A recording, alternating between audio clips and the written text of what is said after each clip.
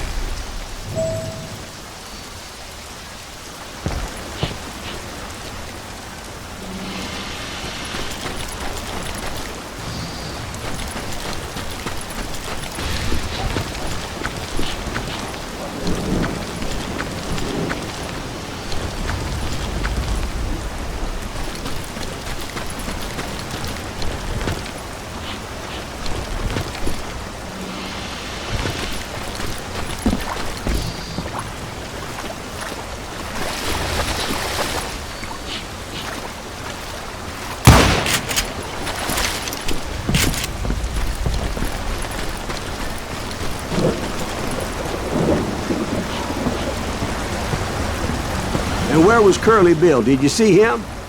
I'm about to get to that, Ben. Patience. I'm painting a picture here. There was this beautiful waterfall and a crystal clear stream that led to a verdant valley that was truly... Consider your picture painted. What happened next? Well, finally the bastards that were still alive made a last stand.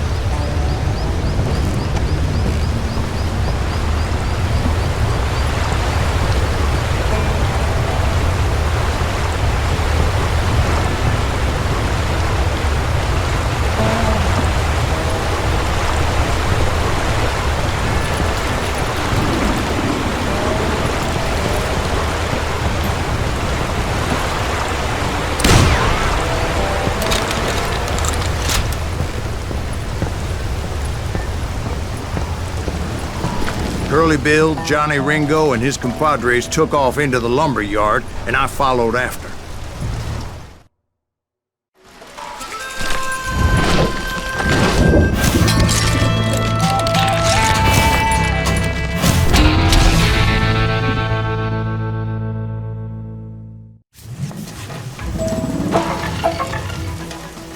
Are you saying they ran? Cowardice was not in Ringo nor Curly Bill's nature. No, sir. I never said they were running scared. They just wanted me out in the open.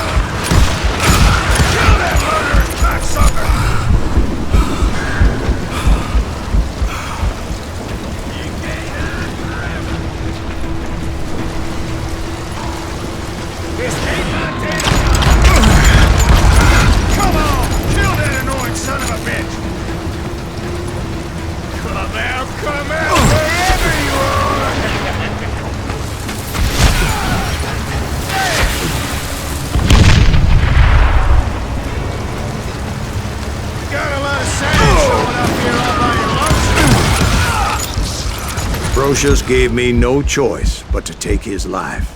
But Ringo was nowhere to be found. I knew you didn't kill Ringo, because he was found dead in a different location altogether. To this day, his killer is still unknown. Indeed. Took me a few months before I finally tracked his ass to West Turkey Creek Canyon.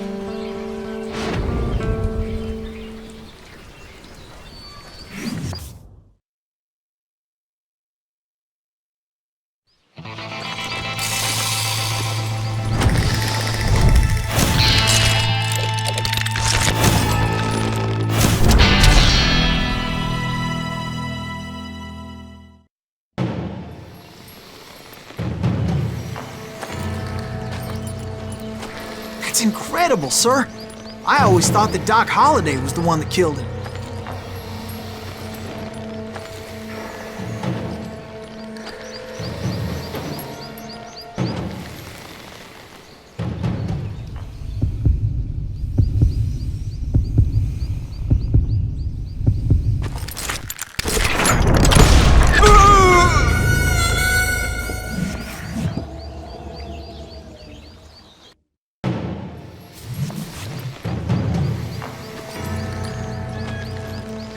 That's incredible, sir. I always thought that Doc Holliday was the one that killed him.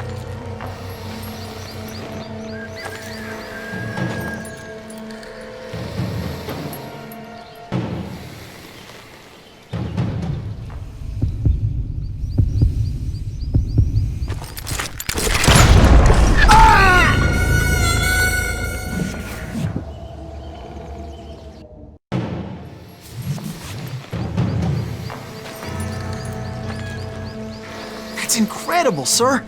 I always thought that Doc Holliday was the one that killed him.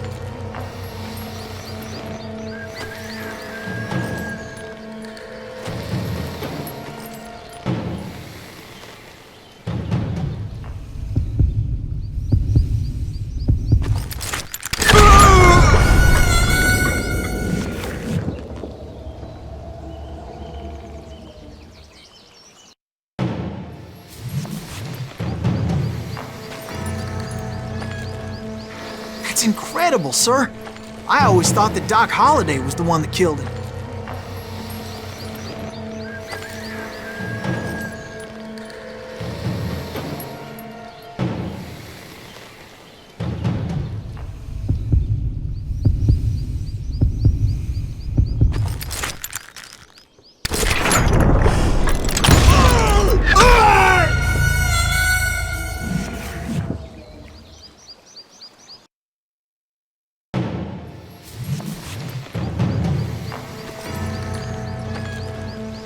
That's incredible, sir. I always thought that Doc Holliday was the one that killed him.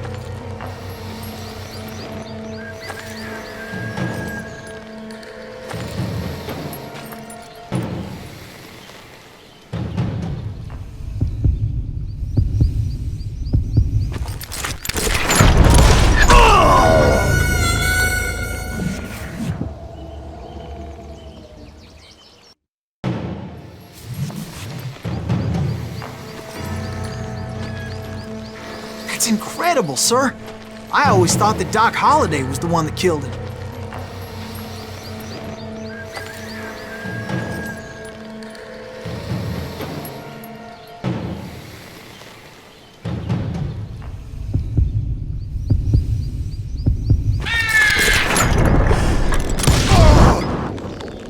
Sorry I had to ruin the legend for you, boy. But the legend ain't always true.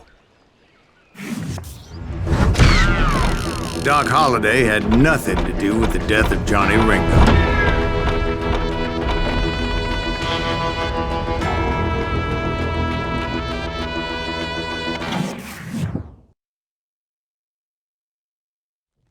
I was paid a healthy bounty for Ringo and Curly Bill, and realized there was real money to be made. That's why I went after Henry Plummer.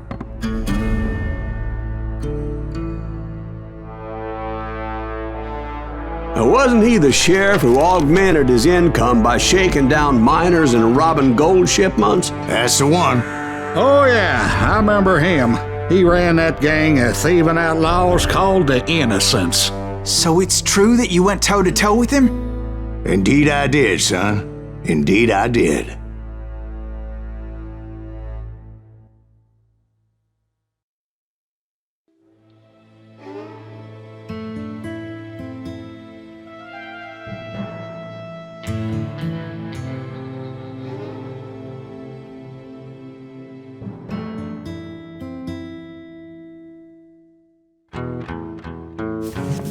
I knew I needed resources if I was going to track down Roscoe Bob Bryant, and hunting Plummer looked like a good way to get rich quick. As the local vigilantes exposed him as the leader of the bandits, and put a generous price on his head. Plummer rallied his gang to plunder one last gold mine before making their escape, and that's where I thought I'd find him.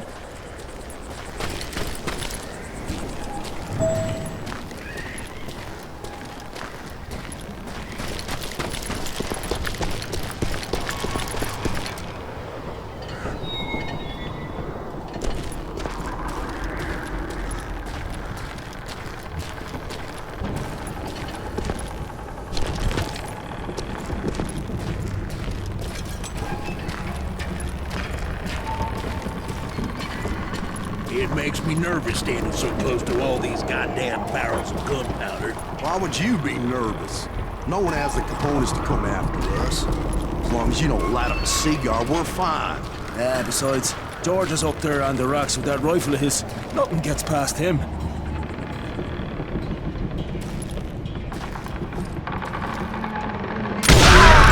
As my late father pointed out to me more than once, God made men, but Samuel Colt made them equal.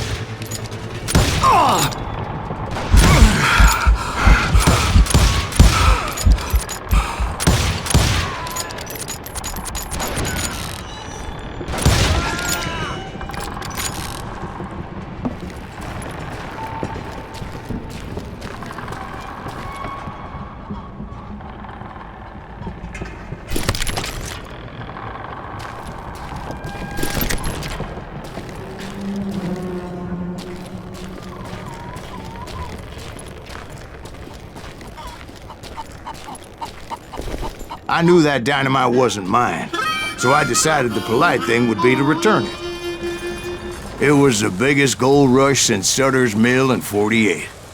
Unfortunately, prospectors weren't the only ones drawn to those riches.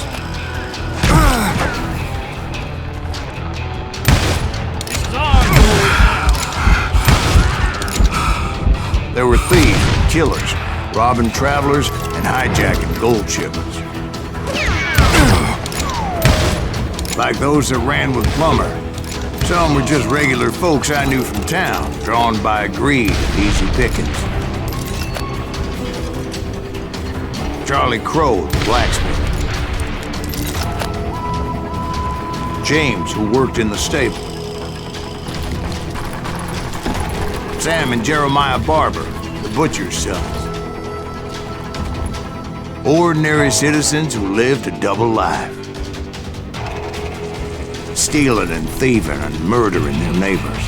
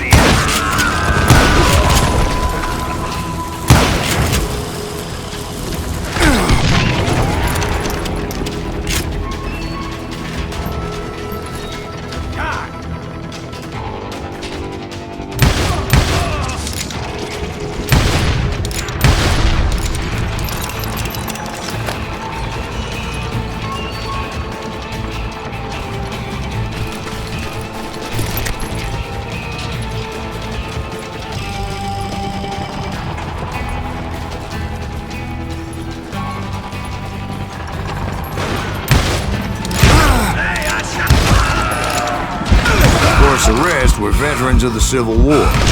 Stone-cold killers trained on the bloody fields of Shiloh and Antietam. Dangerous, desperate individuals. Plummer had a lot of men on his payroll. A hell of a lot. That son of a bitch pretended to protect the public with one hand while stealing them blind with the other. He set up a defensive perimeter which I had no idea how to breach.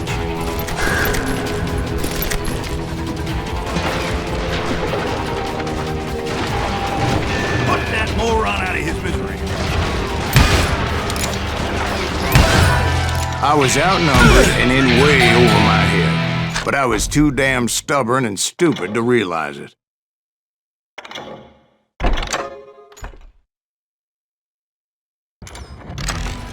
They must have thought I was touched, or had some kind of death wound, seeing as there were barrels of gunpowder everywhere. Watch out for the gunpowder! One stray bullet, one stray spark, and I'd be blown to hell and gone. Did I have any second thoughts about what I was doing? No.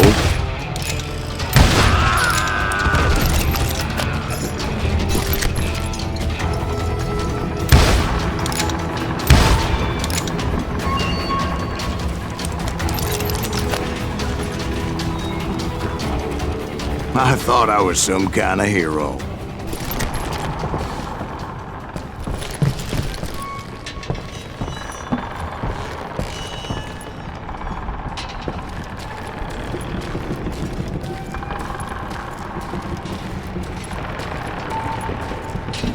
I finally made it past and headed on to meet my destiny.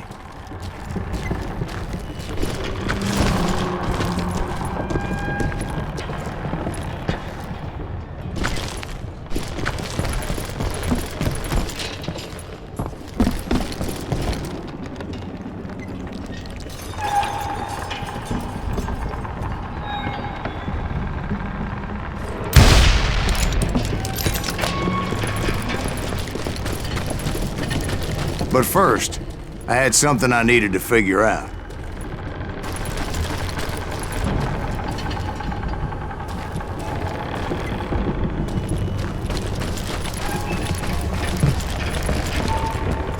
I had a few ideas on how to get into that mine, but once I made my decision, I knew there was no turning back. So my first thought was to enter the nearest mine portal. I saw an entrance. Made sense. It was the quickest way in, but that also made it more dangerous, as there would undoubtedly be enemy pickets posted along the way.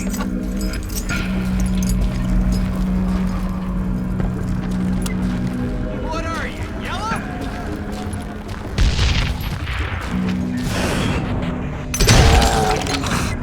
Plummer wants that asshole dead.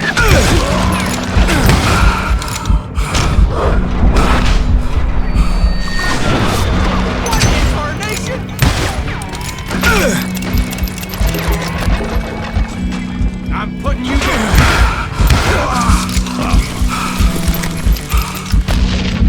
You can run, but you can't hide forever.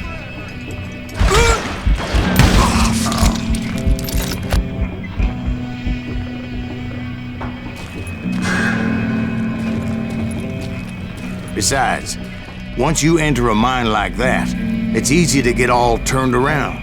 We're waiting for you. And that confusing maze of corridors wouldn't even be the worst of it.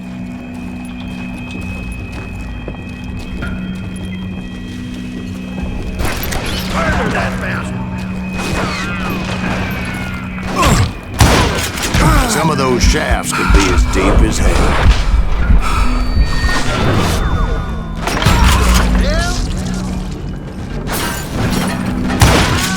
A single stumble or misstep can easily end in a deadly plunge to oblivion.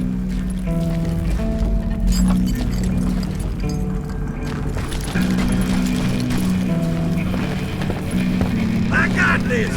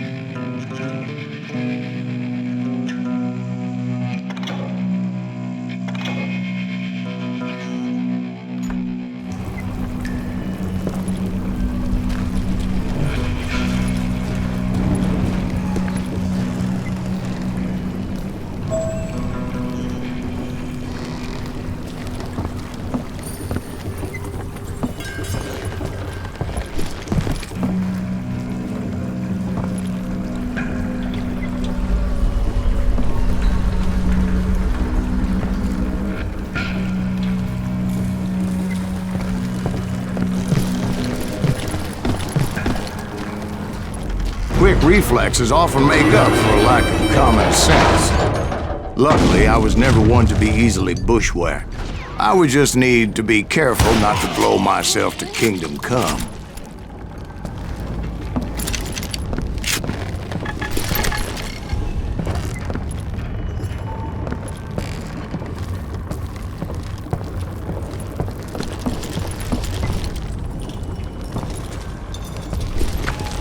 With all that gunpowder and dynamite everywhere, a body has to know what he's shooting at. Yellow bastard!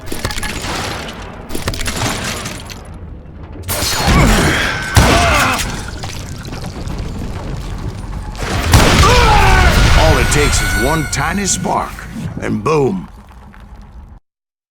Surprise!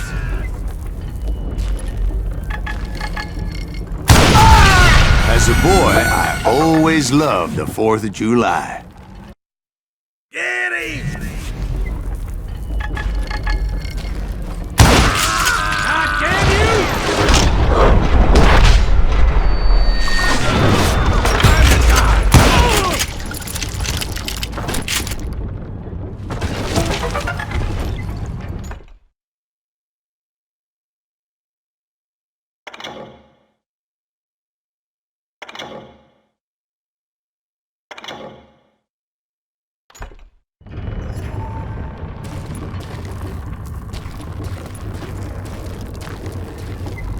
One wrong bullet could have turned that mine into a dad-blasted tube.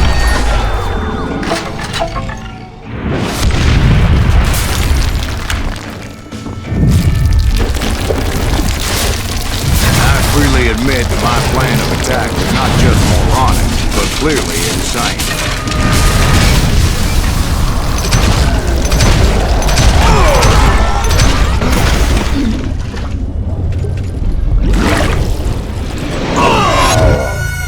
It's a good thing that I abandoned that ridiculous plan before I even tried it.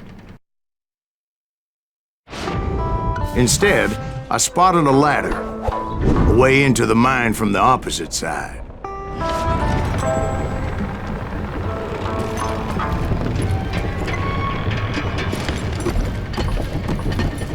It was a long way around, but that approach seemed more sensible at the time. Of course, being I had a problem with heights, that scaffolding scared the bejesus out of me. Climbing down that ladder required some caution, because even though I had a younger man's reflexes, no man can dodge a damn bullet while climbing down a rickety ladder. I needed to make a leap of faith. Which ain't easy when you're suspended between heaven and hell. I was determined not to give up, however. That Sheriff Plummer seemed quite the despicable character. When the vigilantes discovered what the sheriff was up to, people were outraged. That 10,000 they put on his head would go a long way to helping me find old Bob.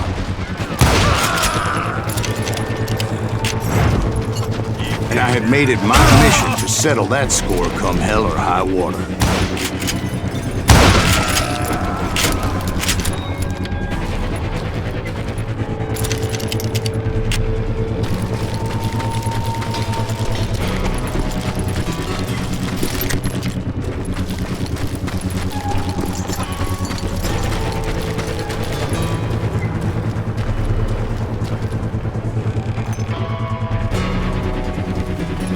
But first, I would have to make a choice. Take the elevator or climb the ladder.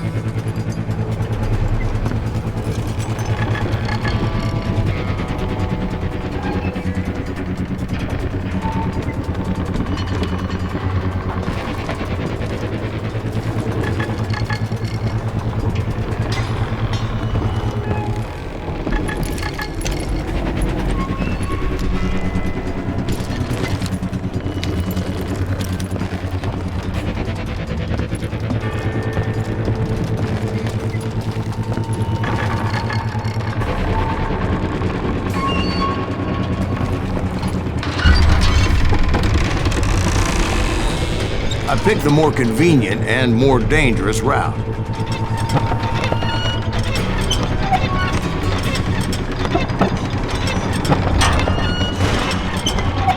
Time to blow your shit up.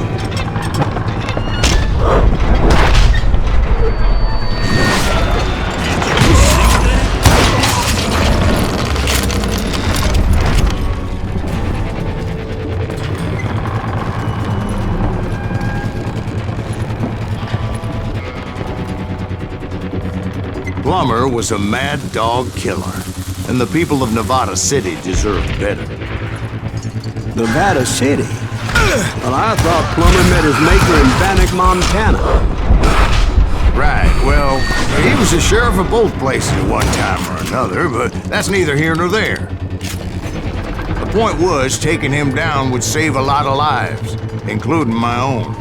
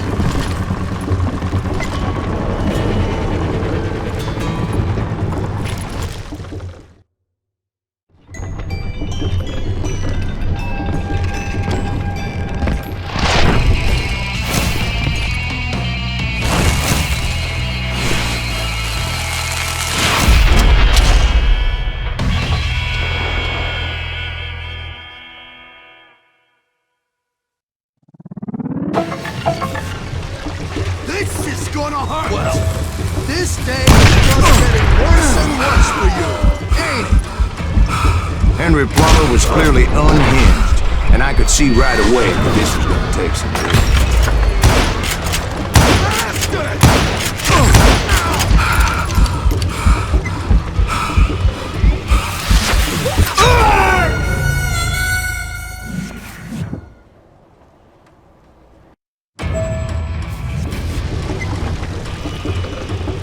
Gonna need a dustpan to pick you up! I can shoot too! How you like that?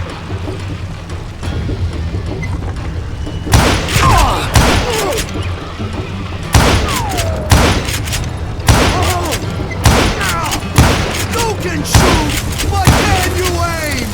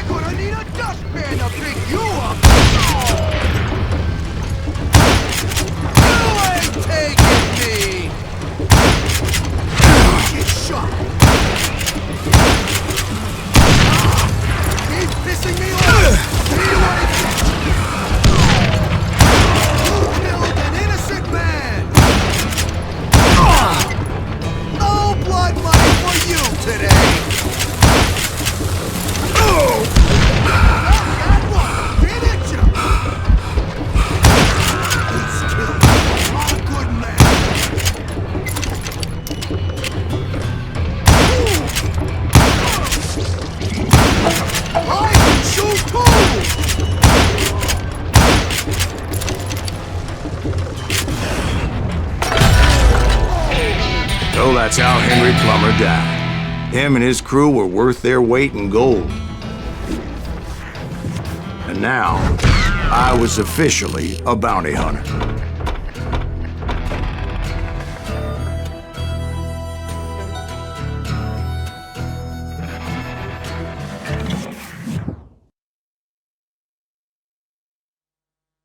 So, did you finally go after that Bob feller? Well, I heard word he was in Kansas with John Wesley Hardin. So that's where I went.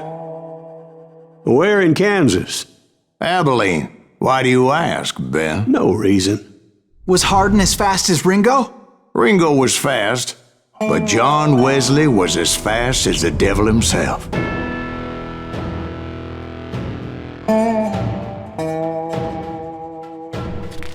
Hell, he killed his first man at 15. From that day forward, he had a price on his head and wouldn't back down for nobody, not even Wild Bill Hickok himself.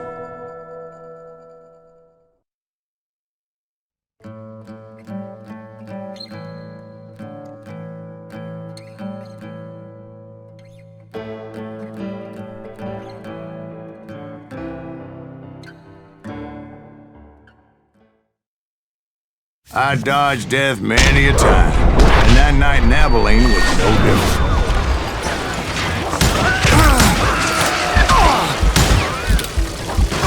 I was there with the intention of finding that bastard Bob and collecting the bounty on John Wesley.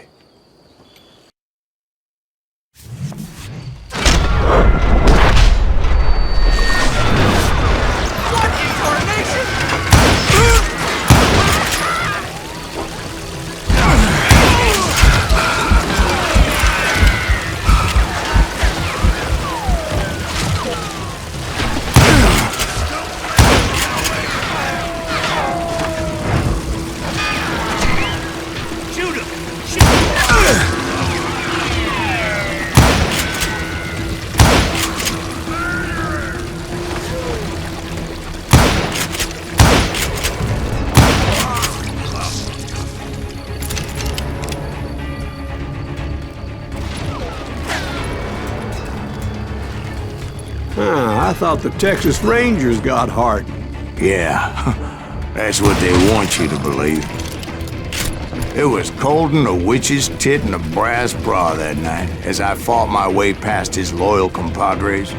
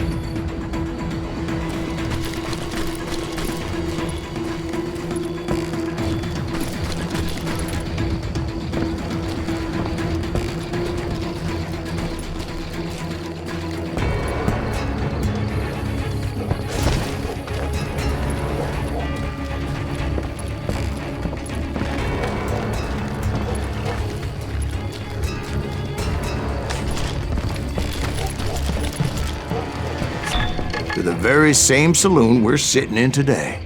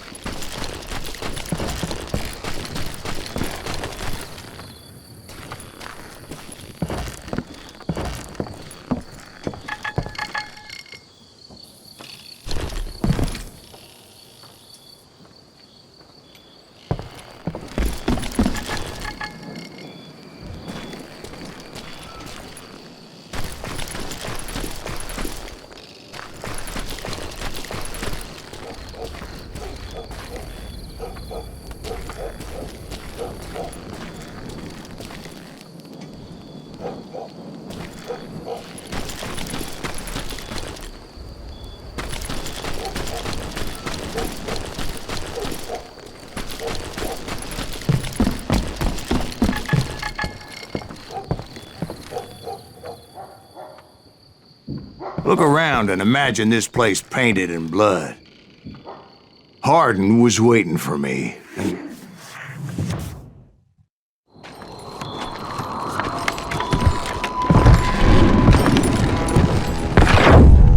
Wait, I'm jumping the gun here. Let me back up and give you some background on this sumbitch. He deserves that much. Don't you think so, Ben? John Wesley Hardin was a killer. By the end, he confessed to taking the lives of 42 men. Fathers and husbands, brothers and sons, men with families who cared about them. Families who put up money in hopes of finding justice. He was a bona fide folk hero by then, and had amassed a gang of armed miscreants and other assorted thugs. He and his men set up camp outside of town, and I was hoping Bob was among them.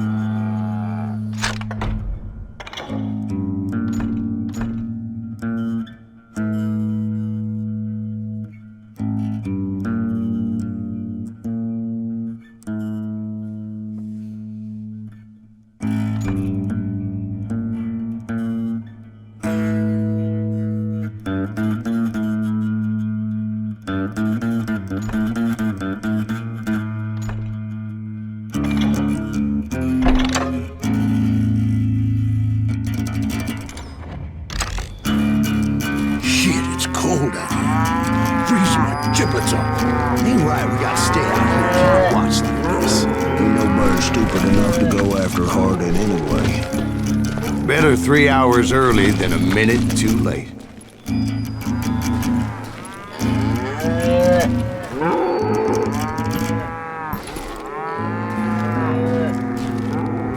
God damn it! Shoot that son of a bitch! They didn't ask why I was there. They knew. As most of them were wanted as well.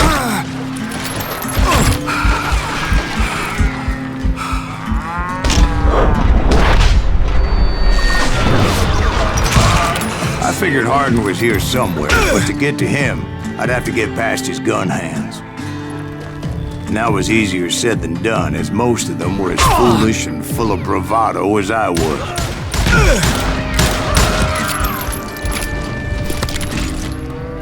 Crazy bastard. I had to spill a lot of blood to find out Hardin wasn't in that camp.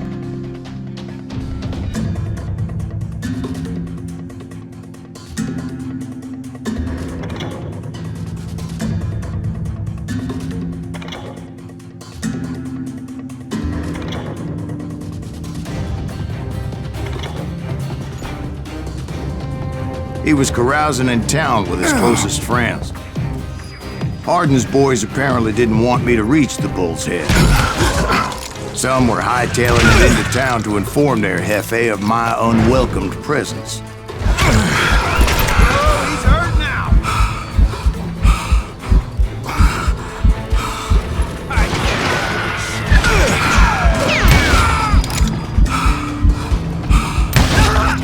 Man, he can shoot. Gotta give him that.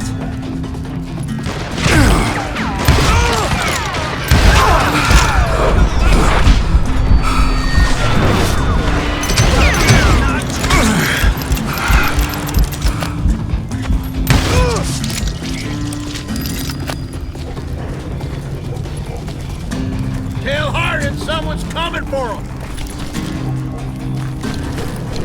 Stop that sumbitch! Let the boys know we got another law dog.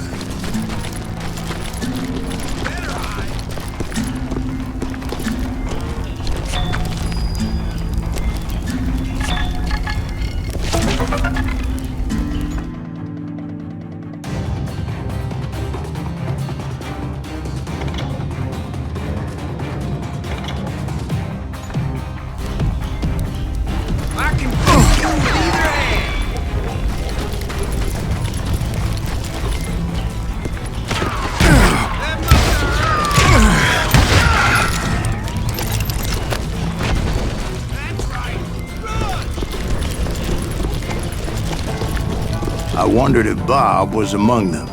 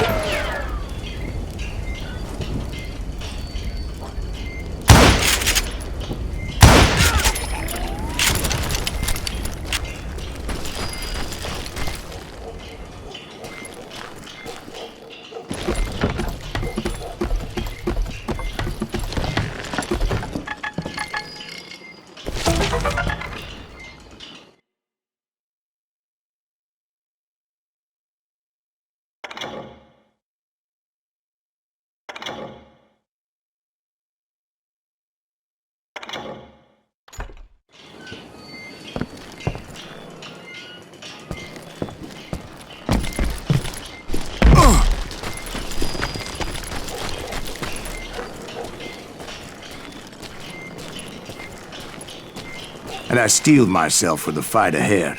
For as good as I was, deep down I wondered if John Wesley wasn't just a little bit better.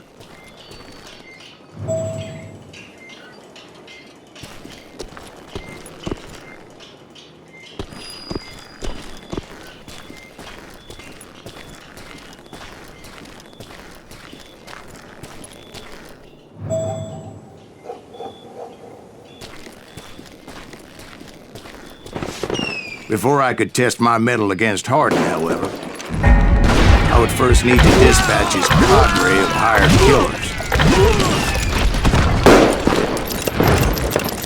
Most of these degenerates were beyond redemption, but John Wesley might have been a different story.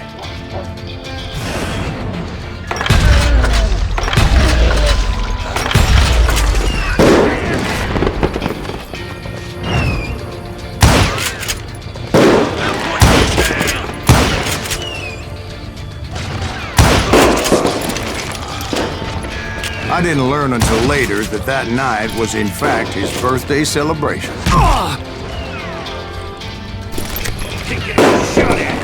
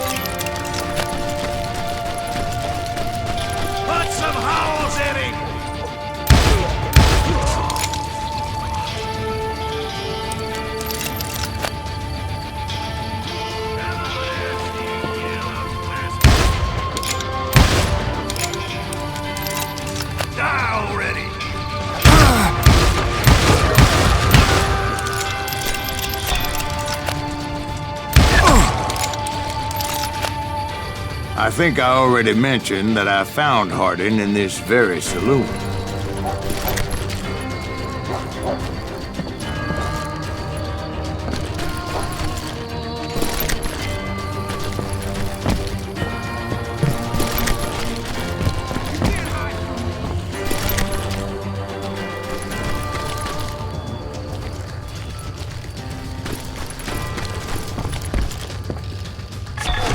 Suffice it to say, nobody there was happy to see me.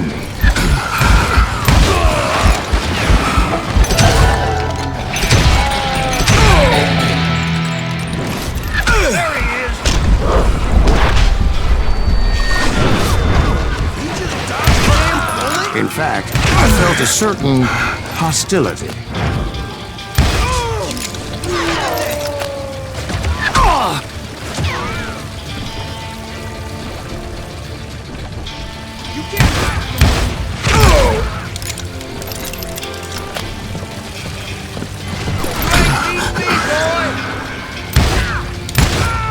I was disappointed that neither Bob nor John Wesley were among the dead.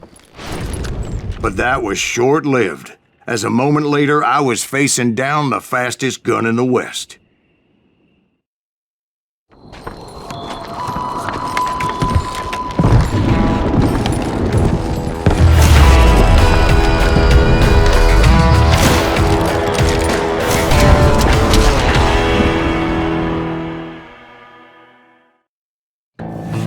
I felt a bolt of adrenaline, or maybe that was fear. He was well known for his tricks, and I knew I'd need my own if I was ever to defeat him.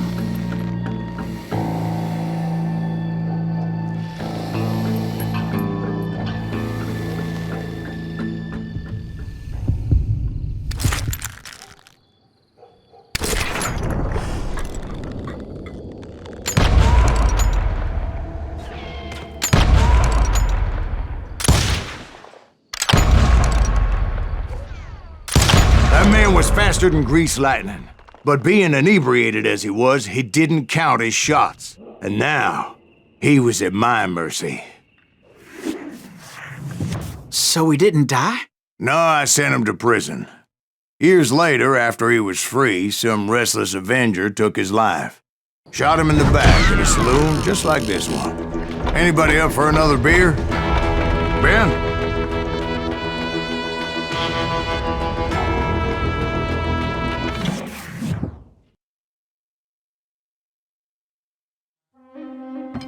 Thank you, darling. Yeah, some say revenge is a dish best served cold. So whatever happened to that Bob guy you were after? Personally, I'd like to hear some of your other adventures. Like, I don't know, did you ever go toe-to-toe with a red man?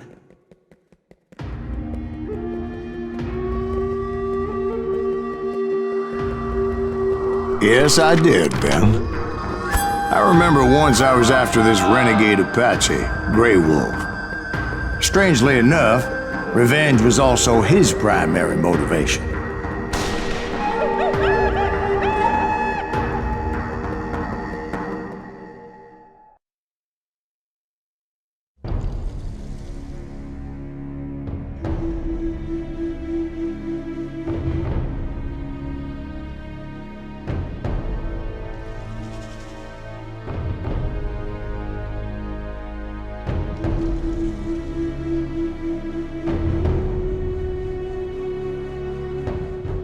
A bounty was put on Grey Wolf's head, and that's how I came to hunt him in the mountains. Mountains so high they tickled the nether regions of heaven.